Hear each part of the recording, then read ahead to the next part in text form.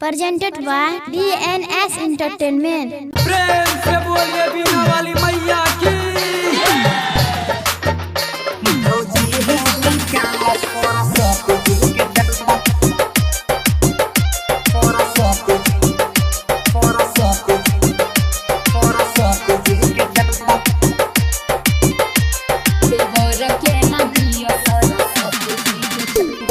छोरी दा हो खड़बा के कम सब धंधा किया हो रसीद कटवा रसीद बोलो ने।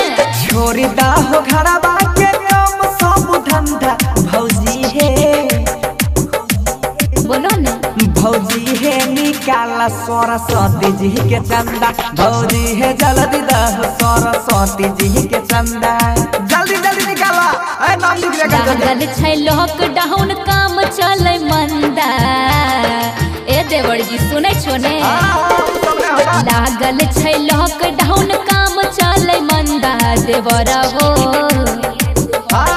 बोला न की बात बोला देवर हो के न दियो पूजा के चंदा देवर के न दियो सरस्वती जी के चंदा भौजी है जल्दी दह सरस्वती जी के चंदा गइबे कि ना एने सुने कॉपी लग बखैत रहै छै।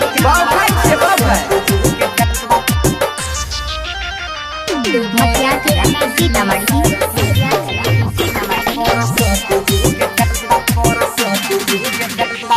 पिछलो बार देने री 551 नहीं कैल हो बढ़िया से नाच सुर सजावन तो हर बार ठकै छो समझ लो। ठकै नहीं छे ठकै याद तोरा नहीं छ हमर लागल रहे घाटा अबरी करै छिया यार के पार्टी साटा डीजे पर पी खाई के नाच कर भोगंदा देवर हो सुन ले कान खोल के देवर हो नहीं देवाय अब की बार चंदा देवर हो नहीं देवाय अब की बार चंदा सोना भौजी हमर दादा हो पूजा के चंदा ए रे छोरा कब माइक जल्दी बोला जल्दी जल्दी कर के था जल्दी